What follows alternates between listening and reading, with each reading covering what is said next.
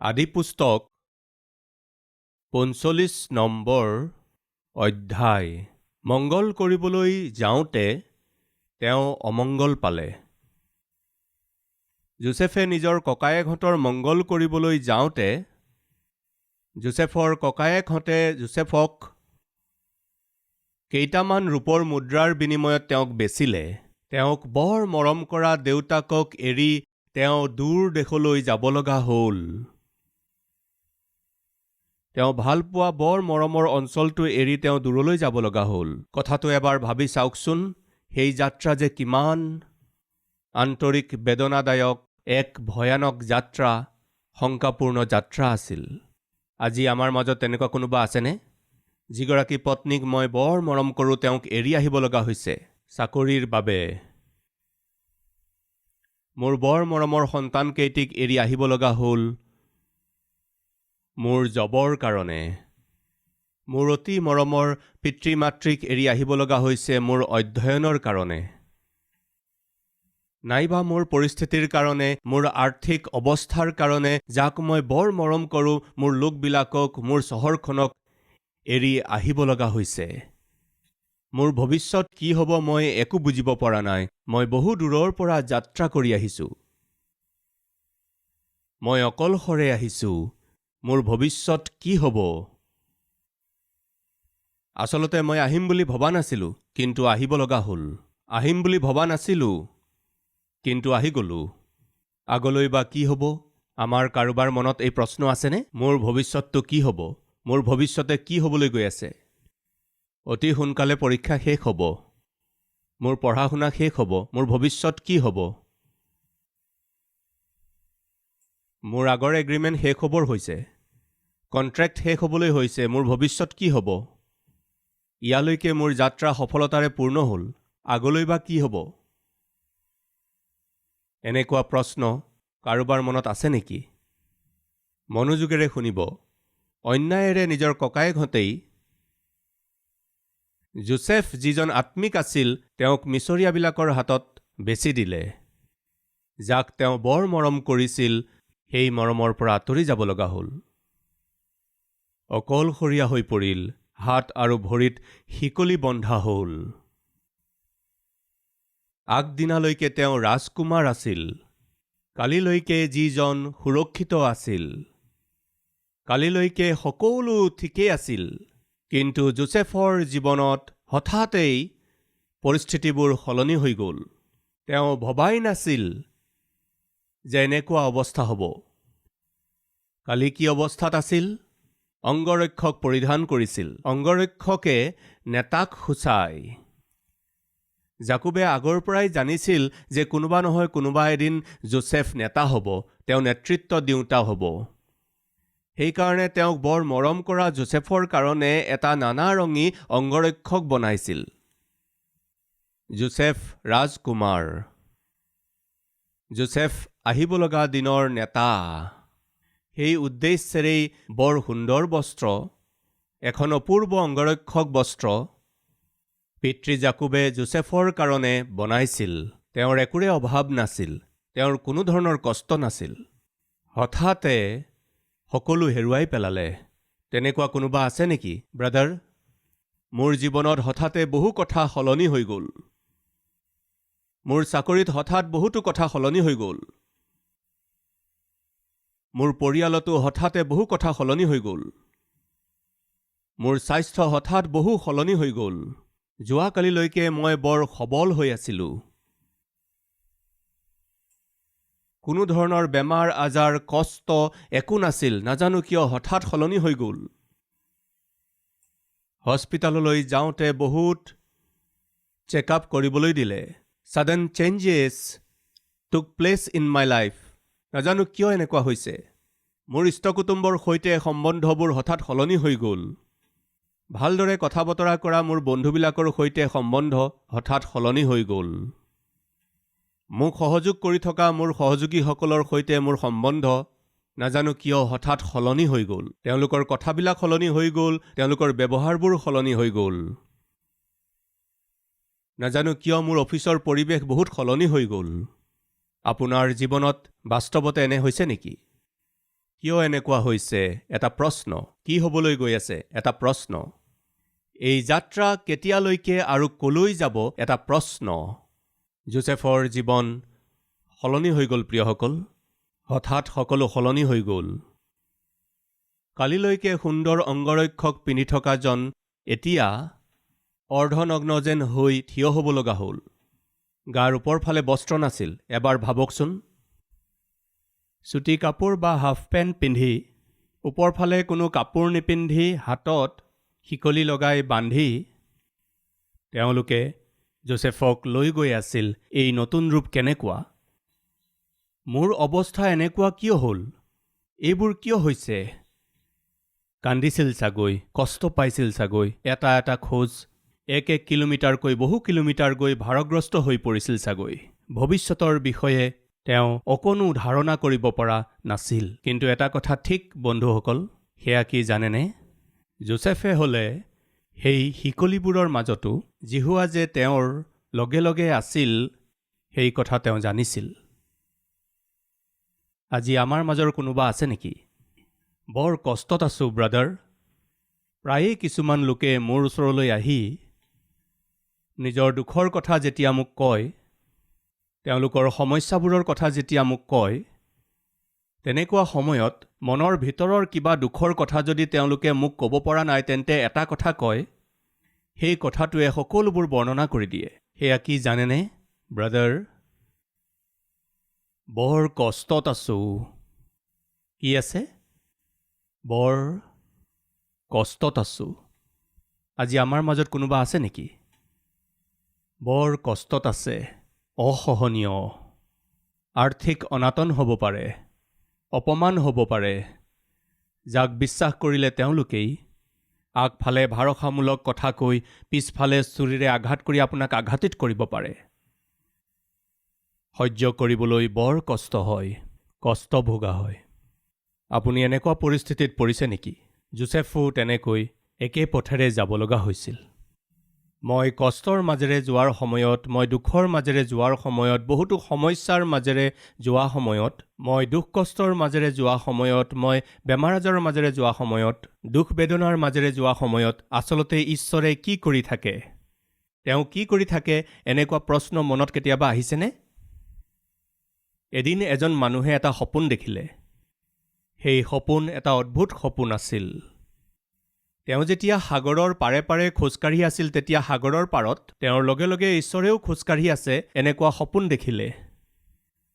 তেওঁ সাগৰৰ পাৰত খোজকাঢ়ি গৈ থাকোঁতে বালিৰ ওপৰত তেওঁৰ ভৰিৰ খোজৰ চিন স্পষ্টকৈ তেওঁ দেখিবলৈ পাইছিল। কেৱল তেওঁৰেই ভৰিৰ খোজ নহয়, তেওঁৰ কাষতে আন দুখন ভৰিৰ খোজো তেওঁ দেখিবলৈ পাইছিল। তেওঁ বুজিব পাৰিলে যে ঈশ্বৰো মোৰ লগে লগে খোজকাঢ়ি আছে, মই অকলে গৈ থকা নাই। পিতা, এই খোজৰ চিন কাৰ হয়? ঈশ্বৰে ক'লে, মোৰ। মই তোমাৰ লগে লগে আহি আছোঁ। তেওঁ বৰ আনন্দিত হ'ল, তেওঁ বৰ সুখী হ'ল। মোৰ নিচিনা এজন দুৰ্ভগীয়া লোকৰ সৈতে আপুনি একেলগে খোজকাঢ়ি আহিছে, মোৰ লগত আছে। ইয়াতকৈ ডাঙৰ সৌভাগ্যৰ বিষয় কি হ'ব আৰু? বৰ সুন্দৰকৈ তেওঁলোক দুয়ো কথা পাতি গৈ আছে। 4খন ভৰিৰ খোজৰ চিন ভালদৰে দেখা পোৱা গৈছিল।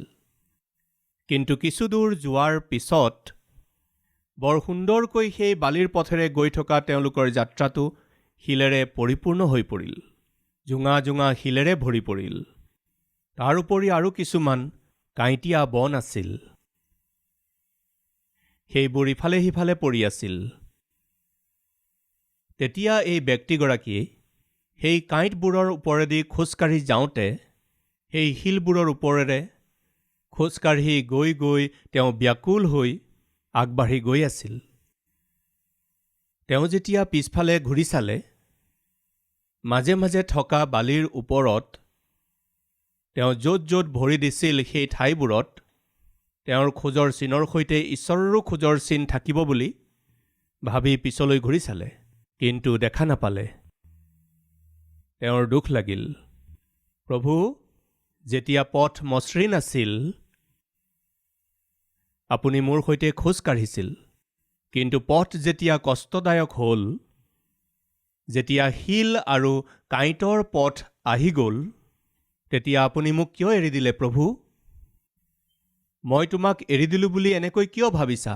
যদি এৰা নাই তেন্তে কি প্ৰভু?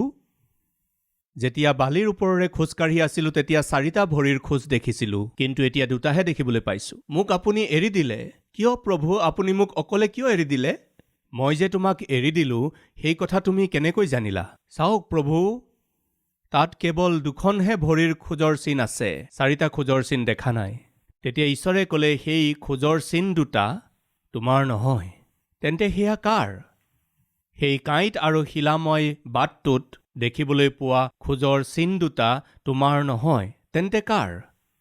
সেয়া মোৰ। তেন্তে মোৰ খোজৰ চিন 2টা ক'ত গ'ল?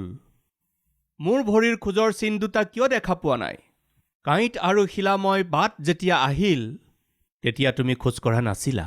সেয়া কেনেকৈ হ'ব পাৰে? মই খোজ কাঢ়িছিলোঁ। নাই কঢ়া। তেন্তে মই ক'ত আছিলোঁ? মই তোমাক তুলি ধৰিছিলোঁ, মোৰ কান্ধৰ ওপৰত তোমাক বহুৱাই লৈছিলোঁ। কিমান যে আশ্চৰ্যকৰ মানুহৰ সৃষ্টিকৰ্তা ঈশ্বৰজন। তেওঁ আপোনাক নেৰিব, ত্যাগ নকৰিব। কেতিয়ালৈকে? আপুনি এই জগতত নিজৰ যাত্ৰা শেষ নকৰালৈকে। মই যিজনৰ বিষয়ে প্ৰচাৰ কৰিছোঁ সেই ঈশ্বৰে আপোনাক নেৰিব আৰু ত্যাগ নকৰিব। এইদৰে নাভাবিব। দুখৰ সময়ত, কষ্টৰ সময়ত, সংকট আৰু ক্লেশ অহাৰ সময়ত, বেমাৰ পৰোঁতে, দুখত পৰোঁতে মই অকলে আছোঁ, এনেকুৱা ভাৱ আপোনাৰ মনলৈ আহিব নালাগে। কিয় জানেনে? মোৰ প্ৰভুৱে প্ৰতিজ্ঞা কৰিছে। কি প্ৰতিজ্ঞা? মই তোমাক কেতিয়াও নেৰিম, ত্যাগ নকৰিম। প্ৰতিজ্ঞা কৰিছে। যদি আজি আপুনি অকলে যাত্ৰা কৰি আছে, মোৰ বুলি ক'বলৈ নিজৰ কোনো নাই, মোৰ মা দেউতাৰ পৰা মই দূৰত আছোঁ, মোৰ স্বামী বা পত্নীৰ পৰা মই দূৰত আছোঁ, মই নিজৰ সন্তানকেইটিৰ পৰা আঁতৰত আছোঁ, মোৰ জীৱন কিয় অকলশৰীয়া বুলি আপুনি চিন্তা কৰি থাকিব নালাগে। ইয়াৰ কাৰণ হৈছে আপোনাক নিজ প্ৰাণতকৈও ভাল পোৱা ঈশ্বৰজন আপোনাৰ লগত আছে। এয়া বাস্তৱ, এয়া সত্য। যোচেফৰ জীৱনটো এবাৰ বৰ সতৰ্কতাৰে চালি জাৰি চাওক। তেওঁৰ ককায়েককেইজনে তেওঁক অন্যায় কৰি গাঁতত পেলাই দিছিল। তাৰ পাছত তেওঁক তাৰ পৰা উলিয়াই ৰূপৰ মুদ্ৰাৰ বিনিময়ত বেচি দিলে। দাস হিচাপে তেওঁক মিছৰ দেশলৈ অনা হ'ল। পটিফৰৰ ঘৰত দাসৰ কাম কৰিবলৈ পঠোৱা হ'ল। তেওঁ একো দোষ নকৰা স্বত্তেও অন্যায় কৰি সেই ঘৰৰ গৃহিণীয়ে অপবাদ দি ক'লে যে ই মোক বলাৎকাৰ কৰিব বিচাৰিছিল। ইয়াৰ ফলত যোচেফক কাৰাগাৰলৈ নি বন্দী কৰি থোৱা হ'ল। এই ঘটনাবোৰলৈ মন কৰিলে আপুনি ক'তো যোচেফক কান্দি থকা অৱস্থাত নেদেখিব। আপুনি কেতিয়াবা দেখিছে? যোচেফ নিৰুৎসাহিত হোৱা আপুনি কেতিয়াবা দেখিছিলনে? যোচেফে দুখ কৰিছিল কেতিয়াবা দেখিছিলনে? দেখা নাই পোৱা। কাৰণ কি জানেনে? যোচেফে নিজৰ জীৱনত দুখ কি বস্তু সেই কথা সৰুৰে পৰাই জানিছিল। চকুপানী কি বস্তু তেওঁ জানিছিল। বহিষ্কাৰ মানে কি তেওঁ জানিছিল। আপুনি জানেনে? যোচেফ সৰু হৈ থাকোঁতেই মাক মৰিছিল। সেইবাবে অকলশৰীয়া কি বস্তু ভালদৰে জানিছিল। আনৰ সকলোবোৰ থকা আৰু তেওঁৰ একোৱেই নথকা তাকো তেওঁ জানিছিল। আনৰ মাকে নিজৰ সন্তানৰ কাৰণে আহাৰ যুগুত কৰি দিওঁতে সেই সোৱাদযুক্ত আহাৰ সন্তানসকলে খাই থকা দূৰৰ পৰা চাই চাই চকুপানী টুকিবলৈ কেনেকুৱা লাগে যোচেফে জানে। তেওঁ সৰুৰে পৰাই এই সকলোবোৰৰ অভিজ্ঞতা পাই আহিছে। তাৰ পাছত যোচেফে কি জানিব পাৰিলে জানেনে? মই অকলশৰীয়া নহয়, মোৰ লগত ঈশ্বৰ আছে।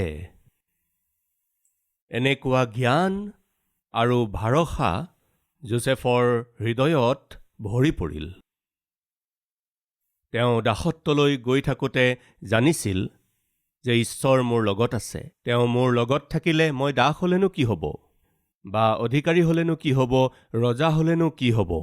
যদি জিহুৱা মোৰ লগত আছে তেন্তে কোনো কথাৰ কাৰণে মই ভয় কৰিব নালাগে। যোচেফৰ জীৱনটো আপুনি সাৱধানতাৰে চালে সকলোবোৰ তেওঁৰ বিৰুদ্ধে হৈ থকা আপুনি দেখিবলৈ পাব।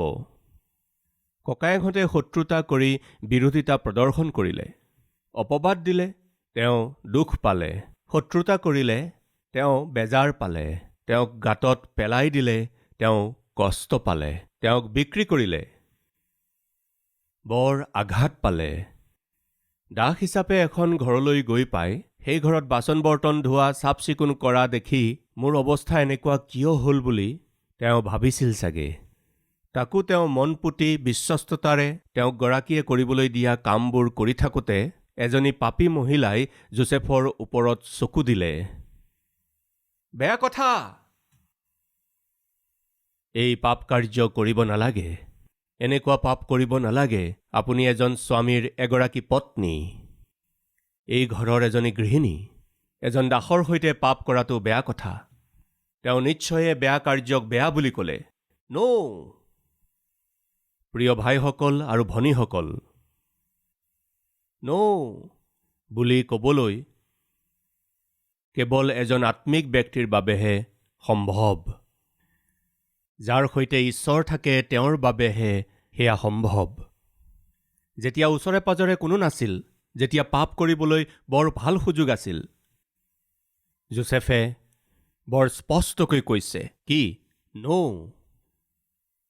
মই পাপ নকৰোঁ, পাপৰ প্ৰতি এই বুলি কওক।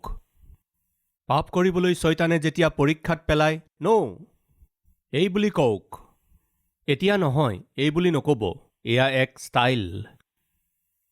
বুলি কোৱা কথাটো বেলেগ, এতিয়া নহয় বুলি কোৱাটো বেলেগ।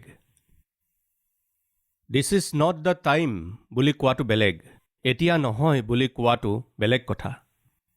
পিছত দেখা যাব বুলি কোৱাটোও বেলেগ কথা। আমাৰ মাজৰ কিছুমান লোকে বুলি কোৱাৰ পৰিৱৰ্তে এতিয়া নহয় বুলি কয়। ছেমছনে এজনী ছোৱালী ভাল পাইছিল আৰু তাৰ পৰিয়ালৰ লোকে বুলি কৈছিল। হেই, তুমি ইমান ঘূৰি ফুৰি পলেষ্টীয়া ছোৱালী এজনীক পচন্দ কৰিছা আৰু তাইক বিয়া পাতিম বুলি কৈছা, এয়া তুমি বেয়া কথা কৰিছা, বুলি কৈছিল। তাৰ পিছত সেই পিতৃ মাতৃয়েই ছিমছনৰ সৈতে সেই ঘৰলৈ যাবলৈ ওলাল। কাৰ ঘৰলৈ? যিজনী ছোৱালীক ছেমছনে ভাল পাইছিল সেই ছোৱালীজনীৰ ঘৰলৈ বিয়া ঠিক কৰিবলৈ গুচি গ'ল। তাৰ মানে কি জানেনে? বুলি ক'লে, কিন্তু তাৰ পিছত কি কৰিলে? হ'বলৈ দিয়া, এই বুলি কৈছিল। কিন্তু পিছত তেওঁলোকে কি কৰিলে? হ'বলৈ দিয়া। সেয়া ঠিক নহয়। প্ৰথমে বুলি কৈ তাৰ পিছত হ'বলৈ দিয়া, এই বুলি কোৱাটো আত্মিকতা নহয়। আমাৰ মাজৰ কিছুমানে আগতে বুলি ক'লে, কিন্তু এতিয়া হ'বলৈ দিয়া বুলি কৈছে। ভাই, খাবনে? ঠিক আছে। নাইট ক্লাবলৈ যাবনে? এই বুলি যোৱা মাহত কৈছিল, কিন্তু এতিয়া ঠিক আছে ব'লা বুলি কৈছে। বয়ফ্ৰেণ্ডে ফুৰিবলৈ লগ ধৰিলে, কিন্তু এতিয়া ঠিক আছে ব'লা। সাৱধান, ছেমছনৰ মাক দেউতাকে প্ৰথমে বুলি কৈছিল, কিন্তু পিছত হ'বলৈ দিয়া বুলিলে। কি হ'ল জানেনে আপুনি? ছেমছনৰ জীৱন ধ্বংস হৈ গ'ল। কিন্তু যোচেফ নহ'ল। যোচেফে প্ৰথম দিনাই বুলিলে, দ্বিতীয় দিনা বুলিলে, তৃতীয় দিনা বুলিলে, চতুৰ্থ দিনা বুলিলে। আপোনালোকৰ কিছুমানে মোলৈ এইদৰে চাই আছে যে যোচেফে সদায় বুলি কোৱাটো, ব্ৰাদাৰ আপুনি CCTV কেমেৰা লগাই চাই আছিল নেকি? আপুনি এইদৰে কেনেকৈ ক'ব পাৰিছে? আপুনি সতৰ্কতাৰে বাইবেল পঢ়িলে জানিব পাৰিব। আদি পুস্তকৰ 39 অধ্যায় 10 পদ। কি আছে কওক? কেতিয়াবা এনেকৈ আছে নেকি বাইবেলত? কি বুলি আছে কওকচোন? দিনে দিনে। তাৰ মানে কি? Every day. প্ৰিয় ভাইসকল, ভনীসকল, temptation is an invitation. Of devil নাপাহৰিব পৰীক্ষা চৈতানৰ আহ্বান দিনে দিনে যোচেফৰ ওচৰলৈ আহি সেই মালিকনীয়ে আহা মোৰ সৈতে পাপ কৰা তেতিয়া তেওঁ কি কৈছিল জানেনে ঠিক আছে আজি তাৰ মুড নাই কালিলৈ চাম পিছদিনা তাই দিনে দিনে যোচেফৰ সৈতে কথা পাতি আছিল সাৱধানেৰে এই কথাখিনি শুনিব দিনে দিনে যোচেফে সেই মহিলাগৰাকীৰ সৈতে কথা পাতিছিল আপোনাৰ বাইবেলত এইদৰে আছেনে দিনে দিনে সেই তিৰোতাই যোচেফৰ সৈতে কথা পাতি আছিল কিন্তু যোচেফে সেই তিৰোতাগৰাকীৰ সৈতে কথা পতা নাছিল প্ৰিয় ভনীসকল তেওঁ আপোনাৰ সৈতে কথা পাতিব পাৰে আপোনাৰ পাছে পাছে আহিব পাৰে তেওঁ আপোনালৈ মেছেজ পঠাব পাৰে তেওঁ চাটিং মেছেজ পঠাব পাৰে তেওঁৰ কামত তেওঁক এৰি দিয়ক কিন্তু আপুনি এতিয়ালৈকে কিয় বা অহা নাই ৰাতিপুৱাৰ পৰাই চেলফোনটো এনেকৈ থৈ বৰ আগ্ৰহেৰে অপেক্ষা কৰি আছে বৰ দৰকাৰী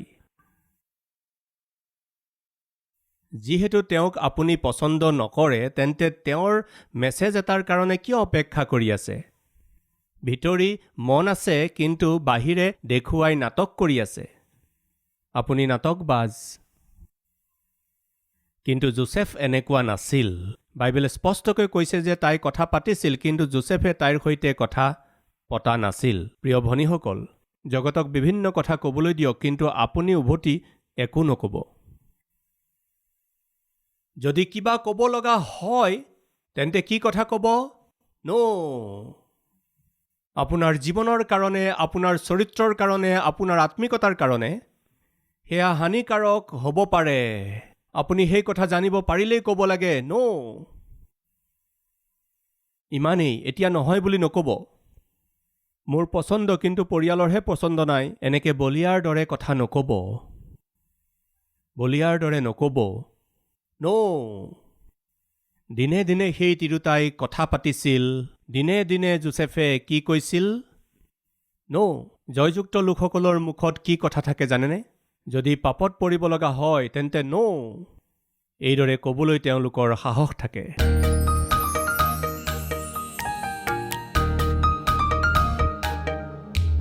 পবিত্ৰ পিতৃ ঈশ্বৰ যোচেফৰ সেই যাত্ৰাৰ মাধ্যমেৰে আমাক পোনপটীয়াকৈ কথা ক'লে এই যাত্ৰাত যিমানেই পৰীক্ষা আহিলেও দ্বাদশৰ পৰীক্ষা যিমানেই হ'লেও যোচেফে কৈছিল